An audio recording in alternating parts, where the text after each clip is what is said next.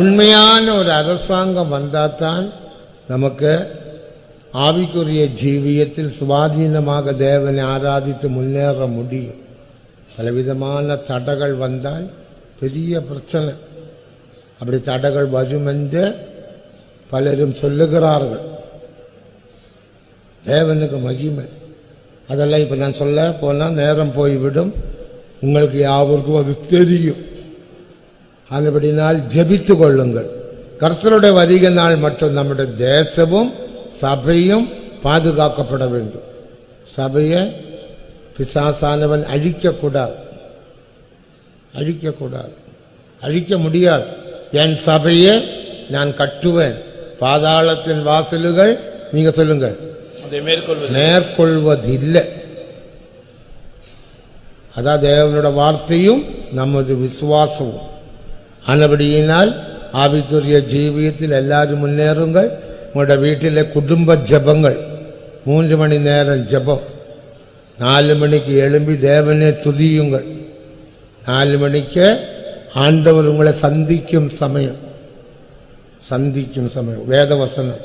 அதிகாலையில் என்னை தேடுகிறவன் சொல்லுங்க கண்டடைவான். அதிகாலையில் நான் உன்னை சந்திப்பேன். அதிகாலையில் உன் யுத்தங்களே நான் பொறுப்படுத்தி செய்வேன். அதிகாலையில் உன் வாயினால் நன்மையினால் திருப்தியாக்குவேன். அதிகாலையில் 18 ஆசீர்வாதங்கள் உண்டு. வேதத்தில் நீங்கள் ஆராய்ச்சி செய்து பாருங்கள். நம்முடைய யுத்தங்கள் வியாதிகளை மாற்றுவார். அதிகாலையில் 2க்கும் 3க்கும் இடையில் பெரியொரு போராட்டம் உண்டு. 2க்கும் 3க்கும் இடையில் விசேஷமாக இப்ப சாட்டனிக் சர்ச் உண்டு. சாத்தாന്റെ சபை 1ஆம் நூற்றாண்டிலும் இருந்தது, இப்போதும் உண்டு. சாட்டனிக் சர்ச் அவங்க ஆராதித்த ஆவிகளை அனுப்பும். தேவனங்க அப்படிப்பட்டதான ஜனங்கள் நம்முடைய கூட்டத்தில் வந்து இருந்து யாரு நல்லா ஜெபிக்கிறாங்க, யாரு நல்ல இயேசுவுக்காக ஜீவிக்கிறாங்க, எந்த ஊழியக்காரன், எந்த விசுவாசி சகோதரன் சகோதரி இப்படி நோட் எடுத்துட்டு போவாங்க. போய் அவங்க ஆராதிக்கும் போது அவங்களோட ஆராதனை ராத்திரி 11 மணியிலிருந்து 3 மணி வரைக்கும். ராத்திரி 11 மணியிலிருந்து 3 மணி வரைக்கும். நீங்களெல்லாம் அந்த நேரத்தில் என்ன செய்திருப்பீங்க? 3ஆம் வானத்தில் போயிருப்பீங்க இல்லையா? அவங்க ராத்திரியில் பெரிய பணக்கார். தேவனுக்கு மகிமை. அப்போ லூசிபர் இறங்கி வருவார். அதை எப்படி இறங்கி வருவார்னு எல்லாம் தெரியும். அதை இப்போ சொல்றதில்லை. என்ன வேணும் கேட்பான். அப்போ மதுரை சபையில் இந்த சகோதரி நல்லா பாடுறாங்க, அவரோட தொண்டையை கட்டணும். அந்த விசுவாசி சகோதரி நல்ல வைராக்கியமாக ஜீவிக்கிறாங்க, அவங்களுக்கு விரோதமாக செய்யணும். சரி, ஆவிகளை கூப்பிடு, அனுப்பு.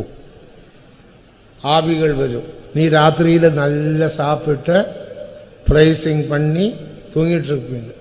ராத்திரி 2 மணி ஆகும்போது இந்த ஆவிகள் வந்து உன் நெஞ்சிலும் கழுத்திலும் கறி பிடிச்சிடும் இல்லையா? இது மேலே வந்தது உண்டா ராத்திரியில்? சொல்லுங்க, சொல்ல மாட்டீங்களா? உண்டு. அவன் நெஞ்சில் அமக்கும்.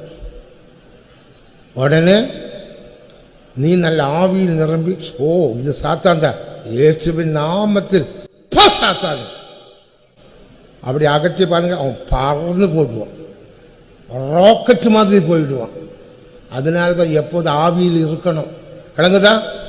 எப்போதும் சொல்லுங்க, ஆவியில் இருக்கணும். அதுதான் ரோமர் 12ஆம் அதிகாரம் 11ஆம் வசனத்தில் ஆவியில் அனலாயிருங்கள், ஆவியை அவித்து போடாதீர்கள், ஆவியின் அபிஷேகத்தில் நிரம்புங்கள். அதான் ஆண்டவர் நம்மை உற்சாகப்படுத்தினார். இதெல்லாம் களி விளையாட்டல்ல, பரியாசமா எடுக்காதீங்க, அலட்சியம் பண்ணாதீங்க. ராத்திரியில் அந்த ஆவிகள் வரும். அப்ப நீங்க ராத்திரியில் தேவன் உங்களோட தூக்கத்தை கலைக்கும். தூக்கம் வராது. உடனே எழும்பி அதே கட்டிலில் நீ உட்கார்ந்து முழங்கால் படிக்கணும் என்று இல்லை, பட்டாலும் பரவாயில்ல. சோத்திரம் சோத்திரம் சோத்திரம் சோத்திரம் சோத்திரம் சொல்லுங்க. அப்போ ஆண்டவர் உனக்கு சில காரியங்களை வெளிப்படுத்துவார். இந்த ஸ்ட்ரீட்டுக்காக சோத்திரம் பண்ண ஒரு ஏவுதல் வரும். தாவே இந்த ஸ்ட்ரீட்டுக்காக சோத்திரம் சோத்திரம் சோத்திரம். കാരണം அந்த ஸ்ட்ரீட்டில் ஒரு விசுவாசி குடும்பத்தை தாக்கும்படிக்க சாத்தான் வந்திருக்கிறான். ஆவிகள் வந்திருக்கு. குடும்பத்துக்கு தெரியாது. உடனே ஆண்டவர் உன்னை எழுப்புவார். நீ சோத்திரம் சோத்திரம் சோத்திரம் இந்த ஸ்ட்ரீட்டுக்காக சோத்திரம் சோத்திரம் சோத்திரம். பிதாவே அந்த ஸ்ட்ரீட்டில் தேவ பிள்ளைகளை மற்ற மக்களை பாதுகாக்கணுமே. ஸ்தோத்திரம் ஸ்தோத்திரம் ஸ்தோத்திரம் என்று சொல்லும் போது உனக்கு விஷயம் தெரியாது. நின்ற ஸ்தோத்திரம் அந்த ஸ்ட்ரீட்டில் வெளிச்சமாக மாறிவிடும். என்னவாக மாறிவிடும்?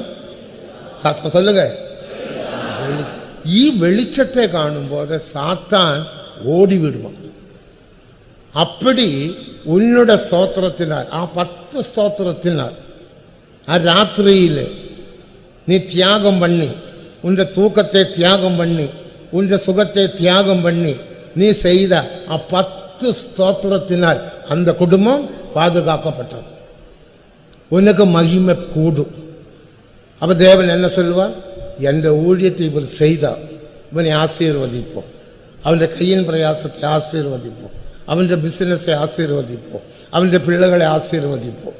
திடீர்னு பார்த்தா உனக்கு தெரியாம உன் பிசினஸ்ல வளர்ச்சி உண்டாகும்.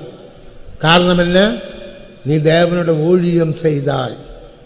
அதனால காலங்களில் அதிகமாக தூங்காமல் நீங்க ஸ்தோத்திரம் பண்ணுங்க. சில நேரத்தில் தேவனுடைய விழிப்பு தெரிவார். எழும்புங்க. சும்மா அந்த நேரத்தில் அப்படி இப்படி இப்படி இப்படி இப்படி திரும்பி திரும்பி தலையணை எல்லாம் போட்டு சுருட்டு சுருட்டு சுருட்டு ஒன்றும் படுக்காதீங்க. எழும்புங்க.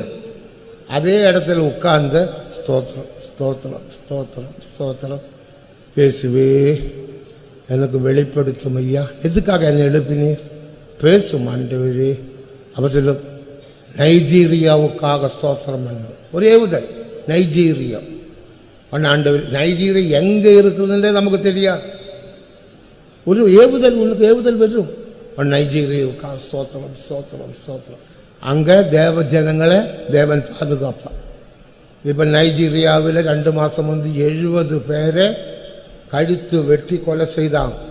போன வாரத்தில் 65 பேரோட கழுத்து வெட்டி கொலை செய்தாங்க. பார்த்தீங்களா? நைஜீரியா நமது ஜனங்கள்.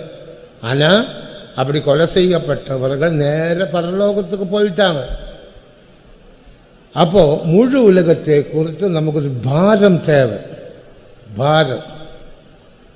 அவர் காலங்களில் தேவன் உன்னை எழுப்புவார். நீ அதிக சத்தம் இல்லாமல், ஒருவேளை உன்னோட மனைவி இராவிட்ட உன்னோட புருஷன் தூங்கிட்டு இருப்பாங்க. அவங்களோட தூக்கத்தை கலைக்காமல் மெதுவா. சிலப்ப பிள்ளைகள் தூங்கிட்டு இருப்பாங்க. பிள்ளைகளுக்கு பரீட்சை சமயம் ஆயிருக்கலாம். நீ அதிகமாக பெரிய சத்தம் பாட்டு சோத்தம் பண்ணா பிள்ளைகளுக்கு தூக்கம் கட்டு போயிடும், படிக்க முடியாமல் ஆயிடும். மெதுவ ஸ்தோத்திரம் ஸ்தோத்திரம் ஸ்தோத்திரம் ஸ்தோத்திரம் ஸ்தோத்திரம் ஸ்தோத்திரம் ஸ்தோத்திரம் சொல்லி பாருங்க. ஸ்தோத்திரத்தினால் தேவனோட திட்டம் அவர் நிறைவேற்றுவார். அந்த ஸ்தோத்திரம் வெளியேறெடுக்க தேவன் உங்களுக்கு விழிப்பு தரும்போது நான் எழும்புவேன் என்று சொல்லக்கூடியவங்க கரங்களை உயர்த்தி அல்லேலூயா சொல்லுங்கள். அப்படி தேவன் உங்களை ஆசீர்வதிப்பார். அப்படி ஆசீர்வதிப்பார். கேட்டீங்களா? தேவனுக்கு மகிமை.